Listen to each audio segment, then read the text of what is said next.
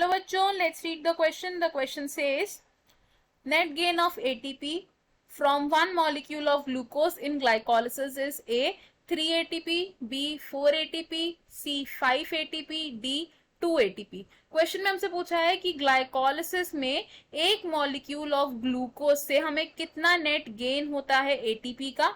हमारे पास 4 ऑप्शन है, हमें इनमें से करेक्ट ऑप्शन को चूज करना है।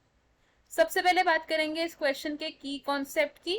तो इन दिस क्वेश्चन हमारा की कॉन्सेप्ट है ग्लाइकोलिसिस। ग्लाइकोलिसिस क्या होता है? ग्लाइकोलिसिस है सेल्यूलर रेस्पिरेशन का फर्स्ट स्टेप, और इसमें क्या होता है? ब्रेकडाउन होगा किसका? ग्लूकोज का। और ग्लूकोज का ब्रेकडाउन किस में होता है? Into pyruvate. अब जो ग्लाइकोलिसिस है ये एक 10 स्टेप प्रोसेस है जिसे हमने 2 फेजेस में डिवाइड किया हुआ है। ये 2 फेजेस कौन से हैं? प्रिपरेटरी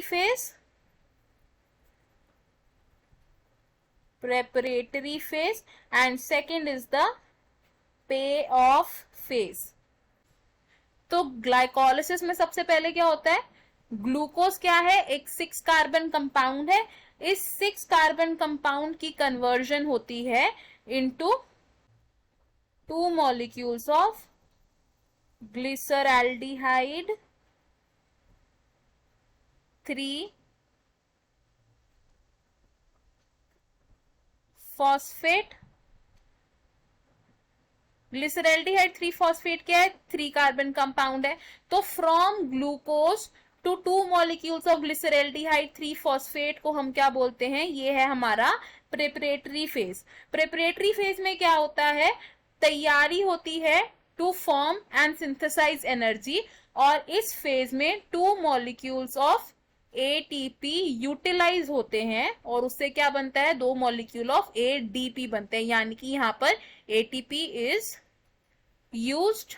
अब जो पे ऑफ फेज आता है, पे ऑफ फेज में क्या होता है? ग्लिसरैल्डिहाइड 3 phosphate bye a series of reaction eventually form करता है 2 मॉलिक्यूल्स ऑफ पायरूवेट को।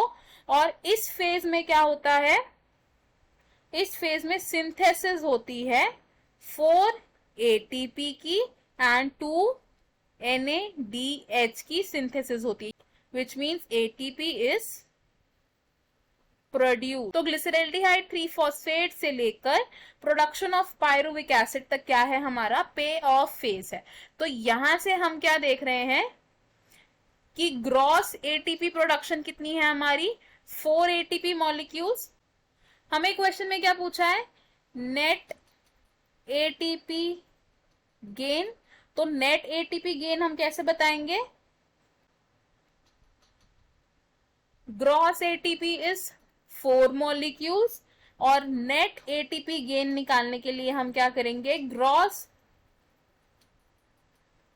एटीपी में से सबट्रैक्ट कर देंगे हमारे एक्सपेंडेड एटीपी को, क्योंकि हमारे पास कुछ एटीपी ऐसे भी थे जो यूज हुए थे। तो ग्रॉस एटीपी क्या है हमारे? 4 molecules, and expanded ATP is 2 molecules. तो हमारा जो नेट गेन है एटीपी का, दैट विल बी 2 मॉलिक्यूल्स। तो फ्रॉम द गिवन ऑप्शंस हमारा करेक्ट आंसर होगा यहाँ पर option D, which says 2 molecules. बाकी के ऑप्शन क्यों इनकरेक्ट है ये देखते हैं। ऑप्शन ए से 3 मॉलिक्यूल्स ऑफ एटीपी, तो ये ऑप्शन रॉन्ग होगा बिकॉज 3 एटीपी नहीं है हमारा net gain.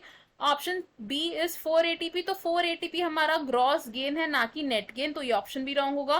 Option C is 5 ATP, तो ये ऑप्शन भी रॉन्ग है, एंड हमारा करेक्ट और फाइनल आंसर क्या होगा? Option D. I hope you understood it. All the best, thank you.